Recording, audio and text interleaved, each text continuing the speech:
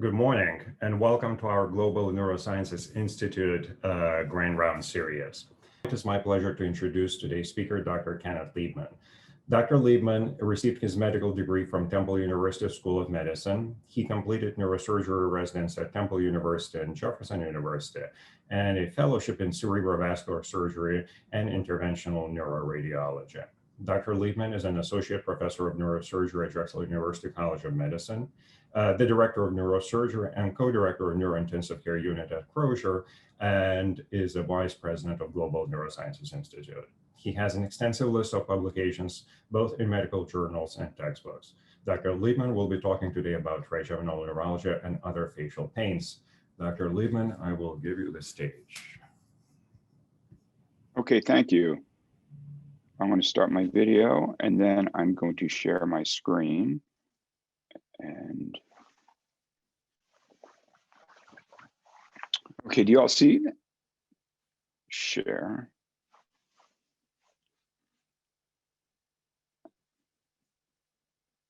Is that good? Okay. All right. Good morning. Thank you so much, Peter. Thank you for that. Such a lovely introduction. Again, my topic today is on trigeminal neuralgia or facial pain.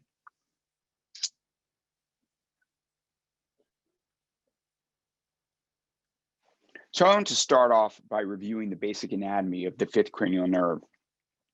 The trigeminal nerve is, let me just minimize this. The trigeminal nerve is the largest, most complex of the 12 cranial nerves. It supplies sensation to the face, mucous membrane, and other structures of the head. It is also the motor nerve for muscles and mastication and contains proprioceptive fibers. It exits the brain by a large sensory root, the portia minor, or portia major, and a smaller motor root, the portia minor. The portia minor comes out where both nerves come out of the pons at the junction of the middle cerebellar peduncle. It passes laterally to join the Glycerol ganglion and a depression in the petrous bone, which is Meckel's cave. The three major branches, the ophthalmic, maxillary, and mandibular, are the major branches, as I said, of the trigeminal nerve. Ophthalmic is V1, maxillary V2, mandibular V3. The ophthalmic and maxillary are pure sensory nerves, while the mandibular nerve supplies motor as well as sensory functions. Adding to the complexity of the nerve is the fact that autonomic nerve fibers, as well as special sensory fibers, contained within the nerve. The Glycerol ganglion contains the cell bodies of the incoming sensory nerves. The trigeminal ganglion is analogous to the dorsal root ganglion of the spinal cord, which contains the cell bodies of incoming sensory nerves from the rest of the body. The motor fibers pass through, do not synapse in the Glycerol ganglion on their way to the peripheral muscles. The nuclei of the the cell bodies of the motor fibers are in the nucleus of the fifth cranial nerve within the pons. The ophthalmic, maxillary, and mandibular branches exit the skull through three separate foramens. The ophthalmic division exits through the superior orbital fissure, the maxillary through the foramen rotundum, and the mandibular, or V3, through the foraminal valley. The foraminal valley, which I will describe in the subsequent talk, in my talk, is there's obviously an opening in the skull base, and that's actually how I access Meckel's cave for my various treatments. The ophthalmic nerve carries sensation from the top of the head, top of the scalp. If you actually cut your head or your scalp in half, the anterior part, that's where the ophthalmic sensory starts, and then it continues anterior to the tip of the nose. It does not innervate the nares. It is important to understand that V1 also carries sensation from the cornea because some treatments may numb the sensation, resulting in loss of corneal reflex. Again, I'm going to talk about that in a little bit more detail when we discuss the treatments. The maxillary division, or V2, innervates the lower eyelid, nares, and cheek. Also the upper lips, gum, and teeth. Then mandibular division The sensation is is the shape of a comma, innervating starting at the ear, external ear, the jaw, but it spares the angle of the jaw because that's actually C2, C3, and then continues down with the sensation of the lower lip, teeth, and gums.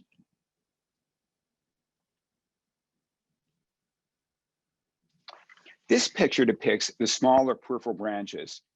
Treatment of refractory pain does include ablative procedures that target these smaller peripheral branches. And again, I'll discuss this later in my talk.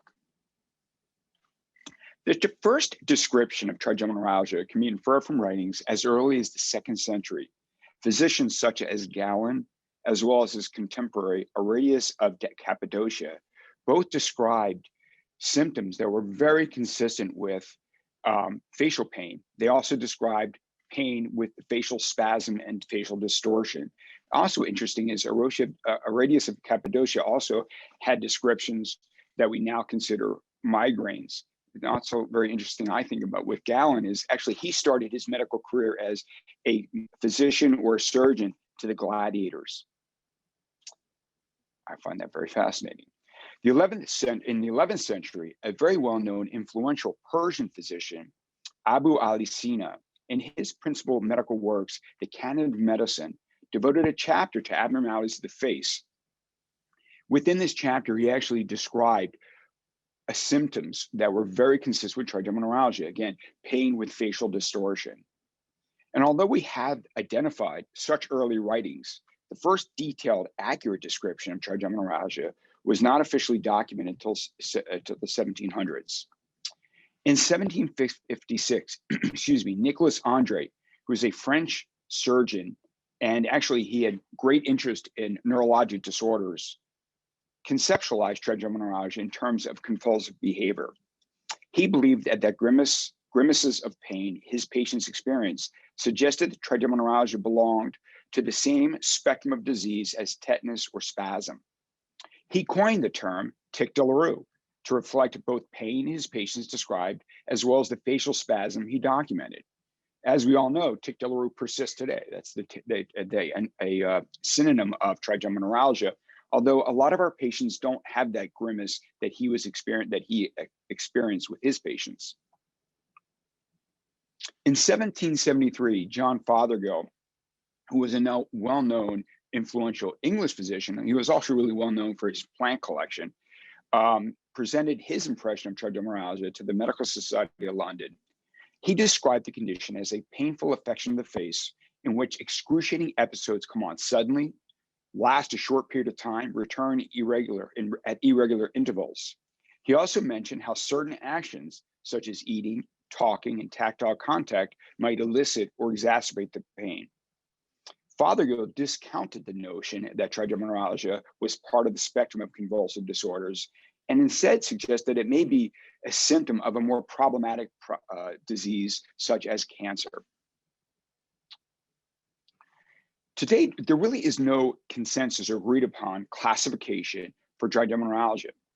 But if the patient describes the basic symptoms or the symptoms of paroxysmal lancing electrical shock-like pain, lasting a few seconds, multiple attacks do occur over a short period of time, the patients are asymptomatic between attacks, they come on spontaneously or can be exacerbated or initiated by tactile sensations such as cold air, brushing teeth, chewing, and talking, most consider that a type 1 or classical trigeminal neuralgia. If a pain or patient describes the pain or discomfort as present constantly, burning sensation affecting a more widespread area, and there often is not a remission period, many consider that type 2 or atypical pain. But it's not uncommon for patients to describe both problems, an underlying constant burning pain with an overlapping intermittent paroxysmal electrical pain in one of the distributions or possibly a combination of the distributions of the fifth cranial nerve. It's also not uncommon for the patients the pain to initiate as this paroxysmal, electrical shock type pain, but then segues into a more constant burning pain. Many physicians and also patients who are experiencing the pain, they advocate not using the word atypical. They think it's used too ambiguous, too nebulous, and it's more of a wastebasket term, and it confuses both the patient as well as the physician. But I disagree. I do use the word atypical because I think it's important to separate classical and atypical, because the symptoms of atypical are much more difficult to treat, both medically as well as with the treatments that I offer. So, as I said, it's not uncommon for the patients to have pain with long periods of remission. So short paroxysmal pain with long periods of remission. And as the days, months, years progress, the patient's symptoms become more, the remission period is less and less, and to a point where the patient has continuous pain. So this is not an uncommon transition of the natural progress of the disease. So as I said, today still there not that there's disagreements, but is not a clean in terms of the description of the different types of pain people experience. And you see here, this is a White and Sweet's diagnostic criteria for trigeminal neuralgia, and it's not really, there's nothing novel about it. It's just the classical type pain, paroxysmal pain can be exacerbated by light touch, non-noxious stimuli. It's confined to one or more of the distributions of the trigeminal nerve. It's unilateral, and the patient's exam is normal.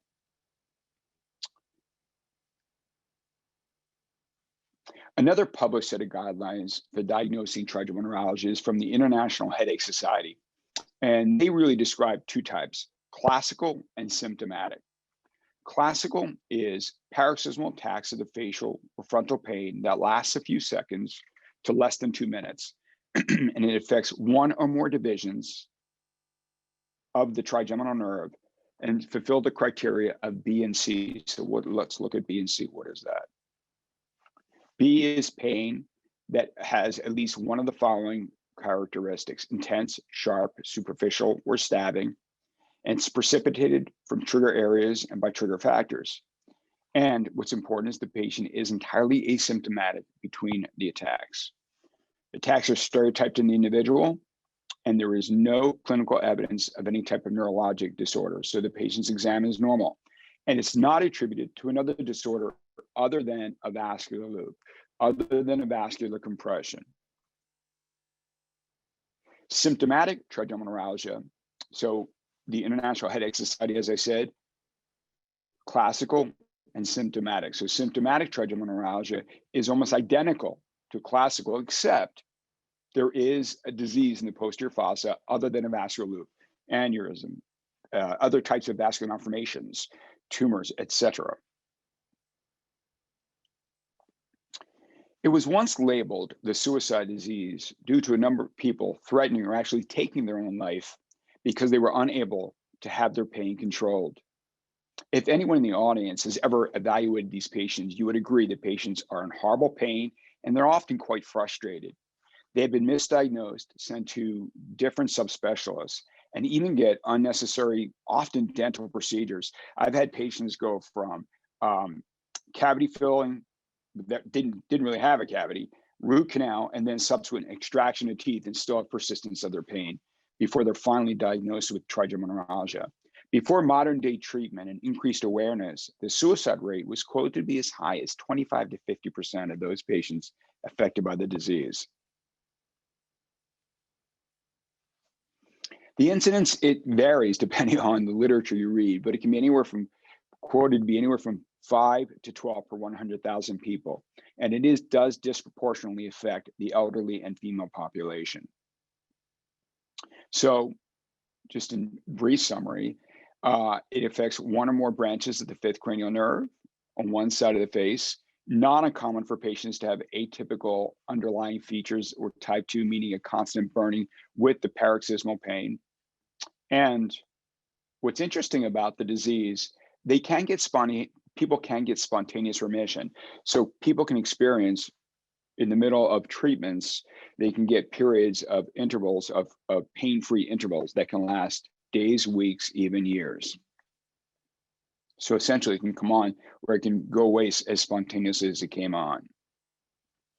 So again, usually affecting the elderly, people greater than, I can't believe I'm saying that's the elderly, people greater than or equal to 50, with the average age of 63. Females are 2 times more common than males to be affected by the disease. And what's interesting, it's more often on the right side as compared to the left side. So if you look at the distribution, an isolated V2 is the most common, but a combination V2, V3 in the V2, V3 pain is the most common. And it's pretty uncommon to have all 3 distributions. It's very uncommon to have bilateral. And then you start thinking of other disorders such as, which I'm going to talk about, demyelinating disease.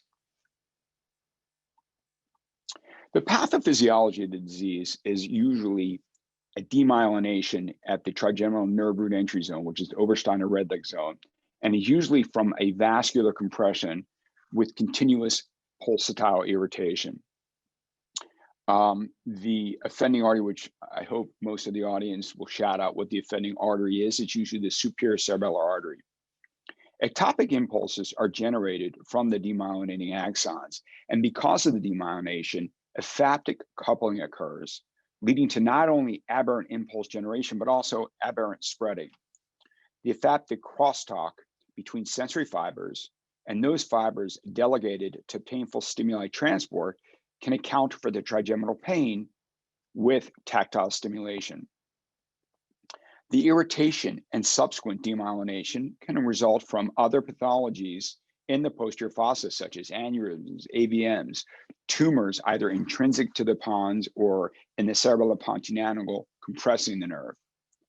The frequent involvement of the nerve root entry zone in patients suffering from demyelinating disease, such as multiple sclerosis, reflects the fact that fibers subserving light touch and those involved in the generation of pain area are in close proximity. So when demyelination occurs, ephaptic coupling, ephaptic communication between the two can occur more easily. The differential diagnosis includes other painful conditions of the head and neck. And you can read this as well as I can read this to you, but I just want to highlight certain disorders that you sort of try to work through as you're doing your history and physical. Herpes zoster. Herpes zoster tends to be more constant pain as opposed to electrical paroxysmal pain. It is primarily in the V1 distribution, which is uncommon, as I showed you in the previous slide, for trigeminal neuralgia. And very importantly, you have vesicles or crusting that occur within the dermatomal distribution. So you want to look for that or ask for that. And as we know, herpes zoster is from the reactivation of the varicella zoster or the herpes virus. And then after a negative sequelae of herpes zoster is postherpetic pain. So again, that's usually going to be in the V1 distribution. Glossopharyngeal neuralgia, it's pretty uncommon, but the description of the pain is almost identical in terms of paroxysmal, electrical shock, but the location of the pain is different. It's at the back of the throat, the base of the tongue, the external auditory meatus, not the outside of the ear. And the trigger of glossopharyngeal neuralgia is swallowing, chewing, talking, brushing teeth, trigeminal neuralgia, swallowing, glossopharyngeal neuralgia. And if the pain is isolated in the teeth or gum area, obviously that can be trigeminal neuralgia, but I do want to make sure the patient doesn't have any dental abnormalities. And then any issues around the eye can also be Toulouse Hunt, orbital pseudotumor can also be included in the differential. When someone presents with trigeminal neuralgia, I obtain, and I'm going to talk about this later, I do obtain imaging to make sure there is no underlying problem that we have to devote our treatment towards, multiple sclerosis, posterior fossa tumors, etc. So like everything in medicine, it starts off with a good history and physical. And specifically for trigeminal neuralgia, obviously you want to get a good description of the pain. Where's the distribution of the pain? Does the patient have underlying constant burning pain, electrical shock, paroxysmal pain? What are the triggers that initiate the pain, exacerbate the pain? And you talk about medicines. Have they tried medicines? Can they tolerate, or do they have the side effects? And obviously, again, you want to make sure the patient doesn't have herpetic problems, so you ask about vesicles. When examining, obviously you want to get a good exam, and you want to assess the cranial nerves, but specifically for the fifth cranial nerve, you want to check sensation on both sides of the face, get an understanding, make sure the patient has a normal neuro exam. And then you want to also assess a baseline corneal reflex. Some of the treatments may affect the corneal reflex. You want to get a baseline corneal reflex, and you want to assess the muscles of mastication, masseter function, and pterygoid function.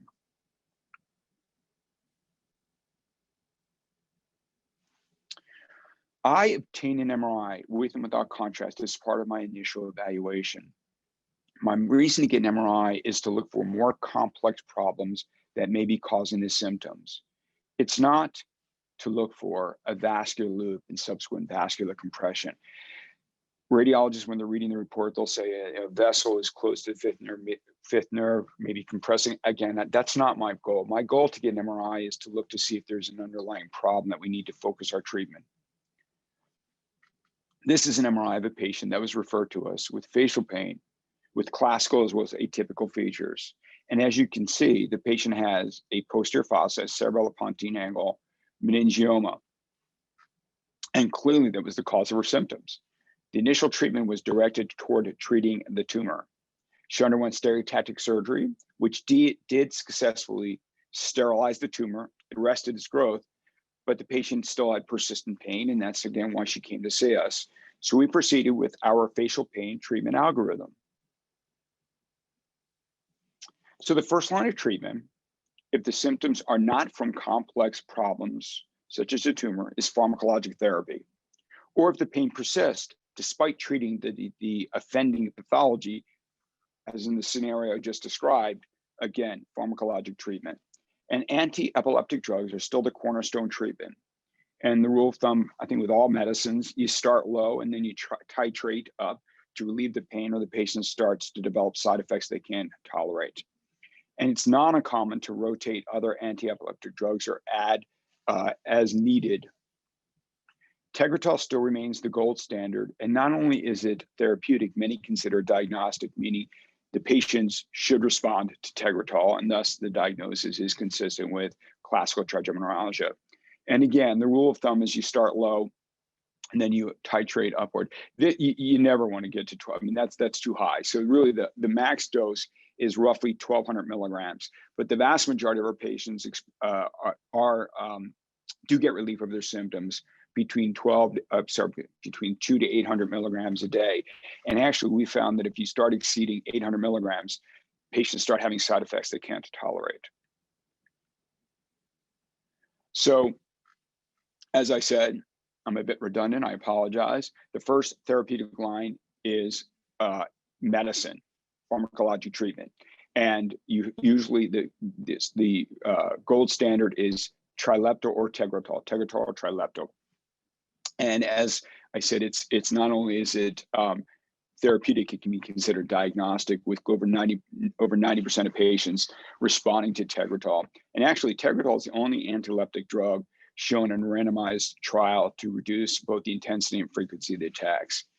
And due to the induction of the hepatic enzymes which metabolize the drug, the efficacy can decrease or even decline completely after a period of stability at a given dose. And you have to start increasing the dose, or as I said, start adding different agents. Almost every patient I evaluate have been on Tegretol or Trileptal. They become refractory to the meds, or they can't tolerate the side effects. So I'll usually start with the second line agents, which is I often use is baclofen or gabapentin. Excuse me. Tricyclic antidepressants are another class of drug that is often used for atypical or type 2 facial pain. It tends to be a little bit more successful with type 2 or atypical facial pain. So this is a very nice table chart that can easily be followed, and it demonstrates all that I described: the first line treatment and the subsequent treatments thereafter.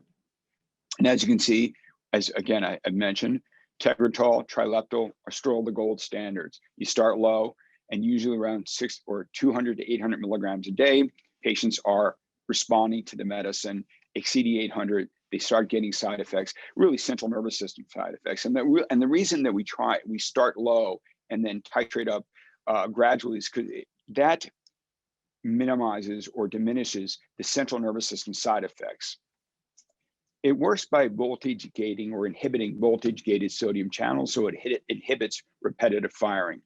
And some of the more problematic side effects, it can suppress bone marrow, giving aplastic anemia, inappropriate secretion of antidiuretic hormone, resulting in hyponatremia. It's more problematic, obviously in the elderly, which is the majority of your patients. And it does induce liver enzymes, so it does have an interaction. It can have interaction with drug-drug interaction. Trileptal works the same way. It just tends to have less of the toxicities as carbamazepam. And then as second line, as we mentioned, lamictal and baclofen. And again, baclofen, start low, has a lot of central nervous system side effects. And the biggest complaint is drowsiness, but you can get respiratory depression. So the list of this is the list, as you see here, is the large spectrum of side effects patients experience. And the side effects can be so profound that it destroys the quality of one's life. And subsequently, the patient has to stop the medicine, even though they may be responding to them. The data dictates that roughly 25 to 50% of patients become either unresponsive or they can't tolerate the side effects. But in my practice, close to 100% of the patients are either refractory to the medicine or they can't tolerate the side effects. That's why they're coming to see me. And rather than attempt, so they've been on a vast number of medical cocktails, and again, they become refractory or they're not tolerating the side effects. And rather than attempt yet another medicine, which many physicians do, it's kind of a way to get patients out of the door. I don't think that's right. I then offer them a different therapeutic approach. And the procedures I offer are broadly stratified into non-destructive or destructive procedures. I discuss with my patients in great detail the risks and benefits of each of these different treatments. So I come up with an algorithm that's ideal for the patient. I take into consideration numerous factors, patient's age, both chronological age as well as medical age and medical comorbidities, and the patient's desire. Do they want a treatment that has the greatest longevity, or do they want to avoid any type of invasive therapy whatsoever? And then again, come up with an algorithm that's ideal for the patient. In 1891, Sir Victor Horsley proposed the first open procedure for trigeminal neuralgia, and he talked about sectioning the preganglionic rootlets of the nerve. In 1925, Walter Dandy advocated the partial sectioning of the nerve in the posterior cranial fossa. And what's really interesting is during the procedure, he observed that the nerve was being compressed by a vascular loop. And in 1932, Dandy theorized that trigeminal neuralgia was caused by this blood vessel compressing the nerve. With the advent of the operative microscope, resulting in better visualization, Peter Ginetta, the former chair of the University of Pittsburgh, was finally able to first confirm the theory. This led to the birth of the Ginetta procedure, or the microvascular decompression. So Ginetta's procedure, which he pioneered, was a procedure in which he moved the offending vessel, and then he put a sponge between the vessel and the nerve to prevent the vessel from returning to its native position. This procedure, which was quite controversial initially for many years, until other surgeons began to experiment with the technique and refine it with different tools and approaches. Microvascular decompression is regarded by many as one of the most important breakthroughs in the treatment of neurologic disease. So I place the patient in a lateral park bench position, which is lateral position with obviously the offending side or the problematic side upward. And I highlight that is because some surgeons put the patient in a supine position and then turn the head. And the turn of the head has to be rather extreme. And you're going to result in kinking of the jugular veins, which results in decreased venous outflow and possible and probable swelling. And the swelling occurs in a very confined area. So I don't advocate. I advocate lateral park bench. My incision is retrosigmoid, which means it's behind the ear, behind the sigmoid sinus, and I make a linear incision, usually starting at the pinna and then extending inferiorly. And my bony opening is, as you can see here, borders the transverse sigmoid sinus. And actually, I want to see the edges of the sinus within my bony opening, so I know that I've maximized my bony opening and minimize any type of brain retraction. So this is a movie of a right-sided retrosigmoid craniotomy for microvascular decompression. And let me just stop this here. Oh, I can't. So obviously the bone's off, the dura is opened. And as you advance into your field, the operative field, you're sort of reflecting the cerebellum inferiorly and laterally.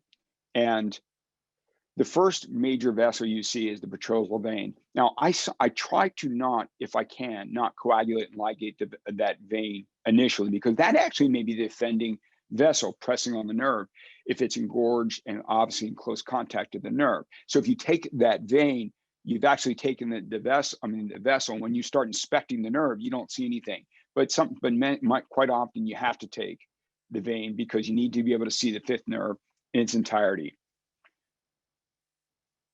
This is the tentorium petrous. So and then fifth cranial nerve, tentorium petrous, fifth cranial nerve. You're dissecting around it. You need to be able to see both dorsal and ventral. You want to see all around the nerve. And let me just stop here because I want to highlight. You want to see the nerve, and what you want to see is at the root entry zone, the proximal part of the nerve, the Obersteiner red leg zone, because many physicians, they start looking more peripheral, and that's not where there may be compression there, but where the problem is right at the root entry zone, right where it's entering or exiting the pons. So that's where you need to look. You find the artery, which again, as I said, superior cerebral artery is the most common offending artery.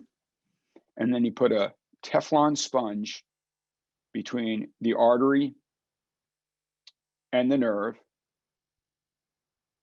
and voila. I'll stop here. That's what you see. So artery, Teflon sponge, nerve, and it's just lovely. So it's a great procedure.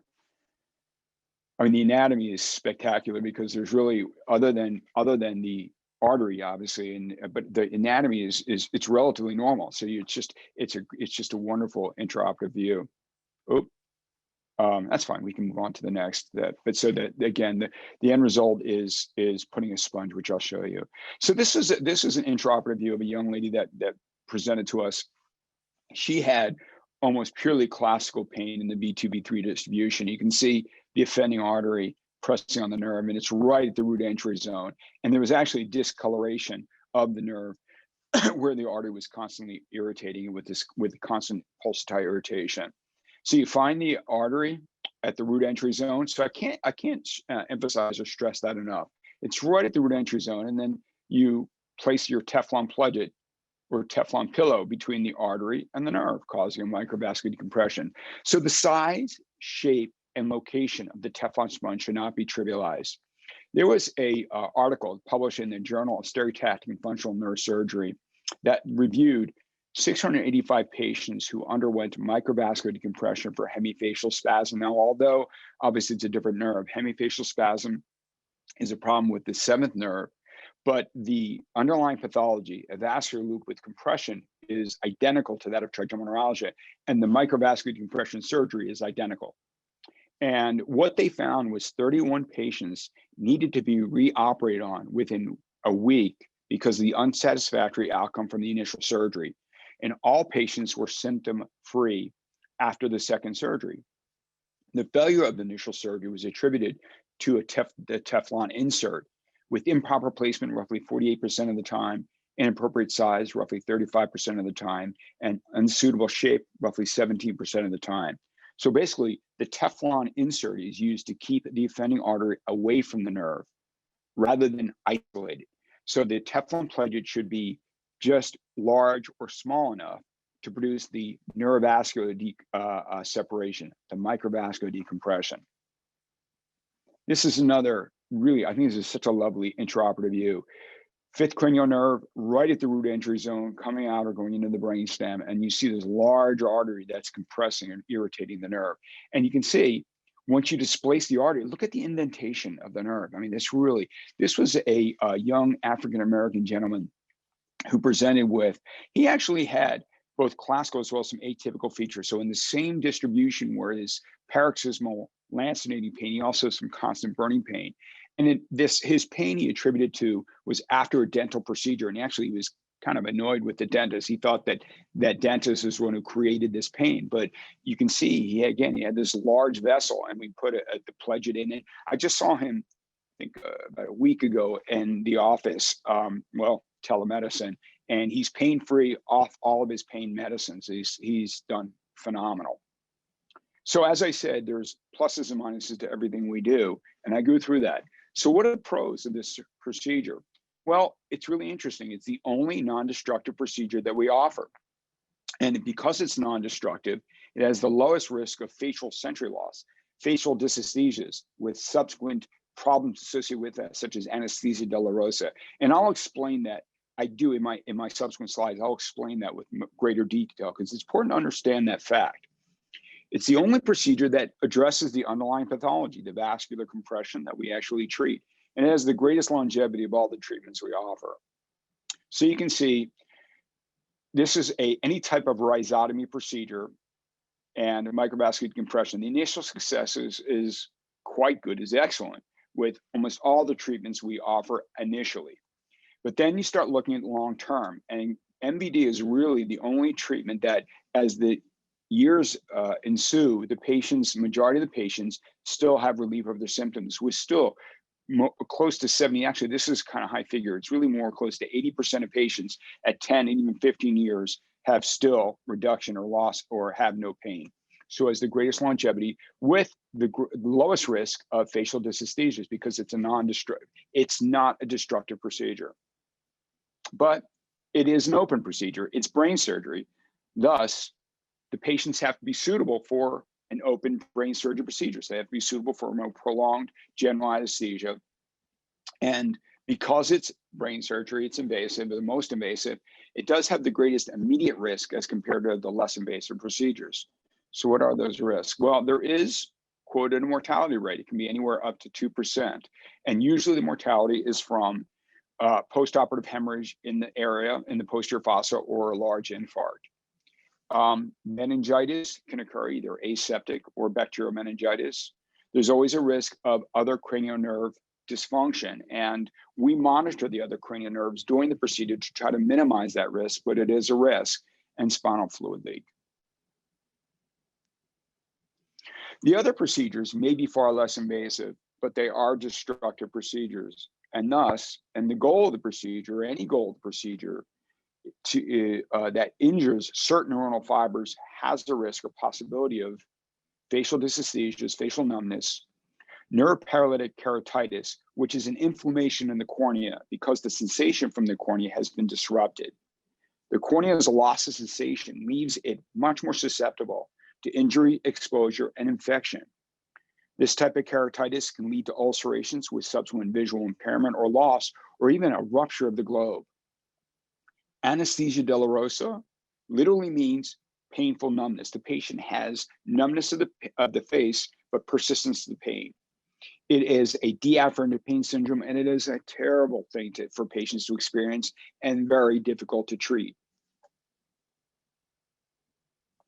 Stereotactic radiosurgery. So now we're going to go into the minimally invasive or non-invasive procedures that we offer. Again, they're all destructive procedures. Stereotactic radiosurgery, it can be administered with cobalt source, with gamma ray delivery to a very fine area, or photon beam radiation delivering in a precise manner, combining image guidance with robotics. The concept of radiosurgery treatment for trigeminal neuralgia was introduced in 1951 by Lars Leksell, a Swedish neurosurgeon. He treated trigeminal neuralgia patients using a prototype guidance device linked to a dental x-ray machine. And as external beam technology and neuroimaging advanced, as I said, now we have a gamma knife or Cyberknife therapy for the treatment of trigeminal neuralgia. What are the pros? Well, it's actually the least invasive. In fact, in Cyberknife, it's non-invasive at all, treatment we offer. So it's ideal for the patients who cannot tolerate any type of anesthesia, elderly, comorbidities, et cetera. You're obviously avoiding brain surgery, so all the risks associated with brain surgery. Patients are on blood thinners, maintain the blood thinners throughout the treatment, and it has a high, very high percentage of reduction of pain. There's got to be some downsides, right? Of course. Well, a major downside, and this is really important for patients because they need treatment because their pain is so problematic. So the latency or the time period for which stereotactic radiosurgery starts to kick in terms of pain relief is about 6 weeks. And again, that may be trivial, but it's not. It's really quite problematic for patients who are in such severe pain. We used to be concerned about radiation to the brainstem, but that's not so much an issue because obviously we don't want to radiate the brainstem, but we now have long-term, excess of 15-year follow-up of these patients. And there really has been no injury to the brainstem with our radiation because the brainstem sees such little radiation.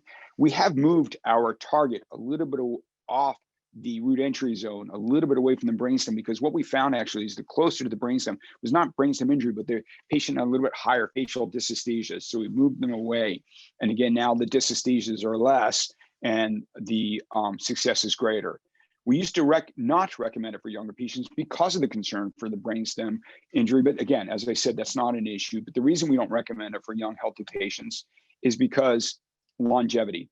So what's interesting is, yeah, there is a large percentage of reduction of the pain, but 65% are pain-free. And if you look at the bottom percentages, that's from a study from Kanzioka. Kanzioka has, and his group, have one of the largest as well as long-term follow-up series. And he showed that at 7 years, less than 50% of patients had reduction of the pain.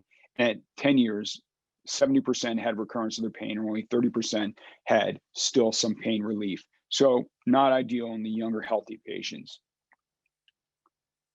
What about the other rhizotomy procedures, the percutaneous rhizotomy procedures that we can offer? And as I said, and I apologize for overly redundant, but it's a destructive lesion or the destructive treatment. And the goal is to selectively destroy A delta and C fibers, the nociceptive fibers, but preserving the more heavily myelinated A alpha and beta fibers, which are touch. So selectively destroying the nociceptive fibers while maintaining the light touch. And this can be done by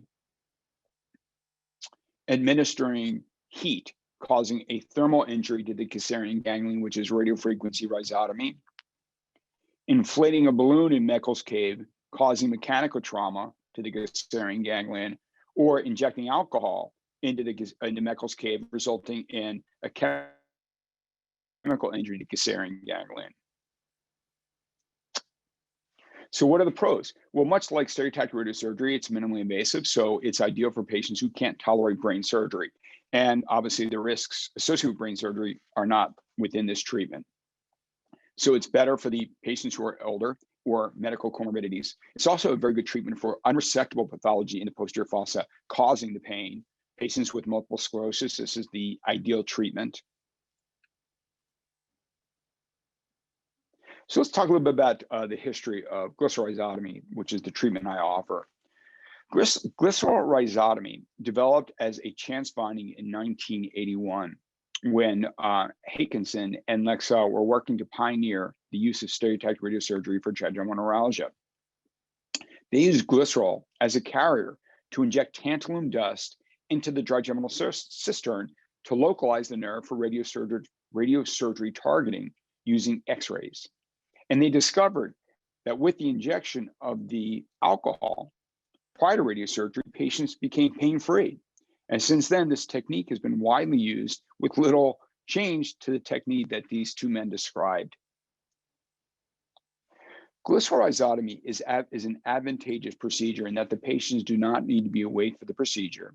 And there is no need for sophisticated equipment such as radiofrequency generator. And that may sound somewhat trivial, but it's not. I mean, hospitals actually don't get reimbursed for either buying or renting this very expensive equipment. The technique is based on anatomic rather than physiological landmarks. Precise anatomic location can be achieved using the cisternogram. In addition, glycerol rhizotomy can often cause less facial dysesthesias, excuse me, as compared to the other types of percutaneous rhizotomies. And the initial success rate is very high. And as I mentioned, it's also the treatment of choice for patients suffering from unresectable posterior fossa tumors or demyelinating disease.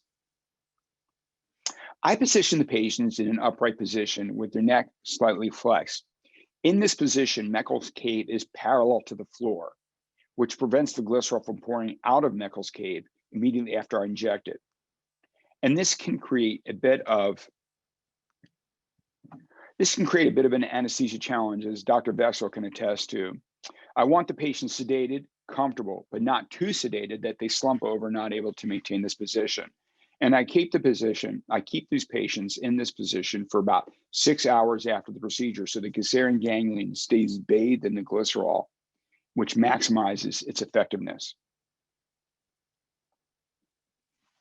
I do the procedure under fluoroscopic guidance, and as this cartoon represents, I keep my one hand in the mouth to make sure that I don't breach the oral mucosa as I advance my needle. I use a 22 gauge needle. My entry point is roughly 2.5 to 3 centimeters lateral to the oral commissure.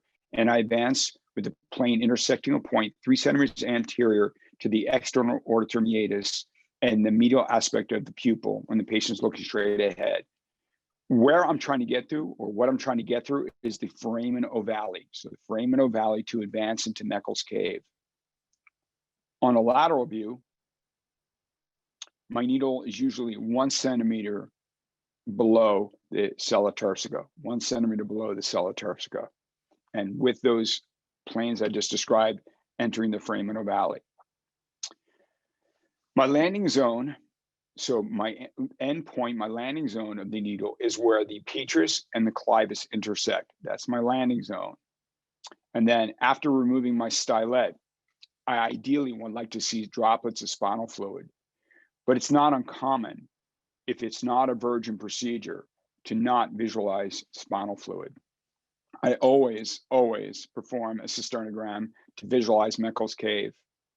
That's contrast with the Meckel's cave. And then I inject anhydrous glycerol. And I usually inject roughly 0.35 to 0.45 cc's. I don't want to exceed or put in too many cc's of anhydrous glycerol, because the larger amounts, there's a greater chance of facial dysesthesias. So, not to be overly redundant, again, it's an ideal treatment for the patients who can't tolerate general anesthesia and obviously you're avoiding brain surgery. It's an ideal treatment for posterior fossa problems that you can't remove or demyelinating disease. And the immediate relief is excellent. But because it's a destructive procedure, there is again the chance for facial dysesthesias and problems associated with it, anesthesia dolorosa, or neuroparalytic keratitis. Although the risk is lower with glycerol rhizotomy than it is with the radiofrequency or the mechanical trauma. And the biggest downside, I should say, is longevity. And really, we don't talk about long-term results, because after 3 to 4 years, the pain quickly occurs. Yeah, the initial success rate is excellent, but then as time progresses, pain doesn't. It's not uncommon for the pain to recur, with very few patients at 5-6 years out having continual relief of their symptoms. Radiofrequency rhizotomy, first introduced by Kirshner and later modified by Sweet. Patient is sedated with short-acting sedatives. The electrode, which is a different type of electrode probe, is inserted, same entry points, and again, under fluoroscopic guidance, advanced to the foramen ovale. The patient is then awakened briefly so that they can actually describe, as you're stimulating, they can say, yeah, that's in the right place. That's in the V2, V3, etc. And yeah, that's where my pain is. And then you induce a permanent thermal injury. You start off with low voltage and amperage, and then you increase roughly 30 to 40 seconds so to reduce the pain, administering a thermal injury to the glycerine ganglion. And what are the downsides? Well, obviously, besides the facial dysesthesias, you can also get expansion of thermal injury to surrounding neuronal structures causing problems, or if you mislocate the electrode, it can result in obviously different types of neurologic injury depending on where you misplaced the electrode, resulting in a thermal injury to a place you didn't want to create thermal injury. Then percutaneous balloon compression. That's, again, very similar in terms of the technique, advancing through the foramen valley, and then you inject contrast into a balloon. Obviously, you want to inject contrast because you want to visualize the balloon inflating. And then you compress the Glycerian ganglion for roughly 1 to 7 minutes. So causing mechanical trauma to the Glycerian ganglion, then you're obviously advancing to foramen valley, and this depicts the balloon inflated and being inflated with contrast, obviously, so you can see the balloon. Now, there are also some peripheral procedures.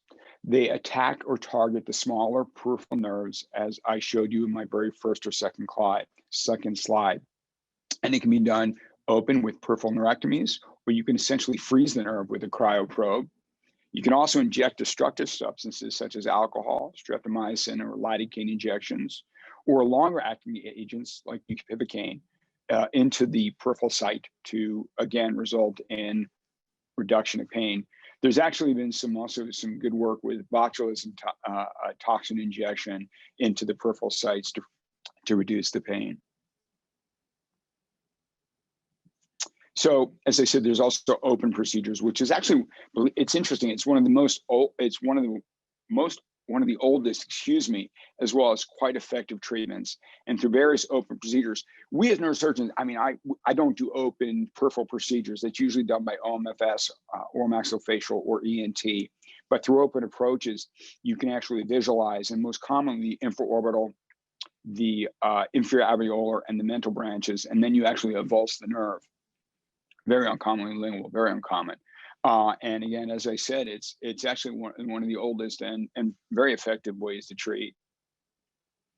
And then this is just a nice, relatively easy algorithm that you can follow and essentially summarizes my talk. A patient presents with facial pain, and irrespective of the symptomatology, whether there is some atypical features or classical pain, I always obtain an MRI first as part of my initial evaluation. And if there's pathology in the posterior fossa we need to direct our treatment for, I do. I design a treatment to treat the pathology in the posterior fossa. And the patient has persistent pain, as I mentioned, we then start with pharmacologic treatment. If the patient has classic paroxysmal pain and the MRI shows classical pain, paroxysmal electrical shock, etc., and the patient has no underlying posterior fossa problem, start with pharmacologic treatment. First line treatment, as I mentioned, Tegretol, Trileptal. If that doesn't work, you usually go with baclofen, Luracil, and then gabapentin, Lamictal. More often for me, gabapentin. And then if that doesn't work, that's it. I don't try other medicines. There are a host of medicines, as I showed you before, that you can try, but I don't do that. I then go with my various treatments. So, in summary, when we make a decision or we start our treatments for the patients, we do take a multidisciplinary approach. That's very important. We have a bunch of different specialties, subspecialties, kind of talk about what treatments are best. And we also have included in the doctor's subspecialties, we also have our doctor of pharmacology, that is Dr. Natalie Goffman, that's also involved in our treatment process because she helps in terms of discuss, describe, go through the medicines and side effects. And what's important to remember, and I showed this, including medicine, all the treatments we offer are very highly effective initially in alleviating pain, but there is difference in the longevity of the procedures. So you need to consider all the factors, which seems intuitive, but you need to be able to offer all the different treatments in terms of, you need to look at the patient's age, medical comorbidities, and the desire of the patients. Many patients, they don't care so much about longevity, they care about the invasiveness of the treatment. So you need to be able to offer all the different things and discuss the pros and cons associated with the different treatments So again, coming up with an algorithm that's ideal for the patient, not ideal for you. And that's it. Thank you.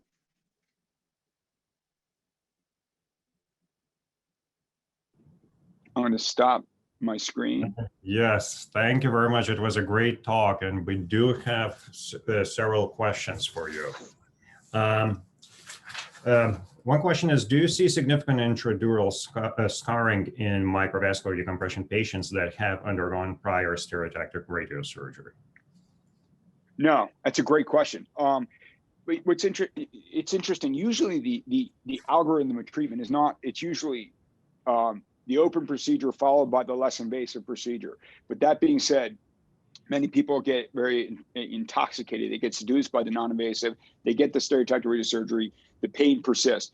No, I don't. I don't see a lot of scarring, but what we do see is less response to any type of treatment, that being surgery, once another treatment was initiated. So I don't appreciate a lot of scarring. I know people talk about that, but the downside is the response to the treatment. It's not as high.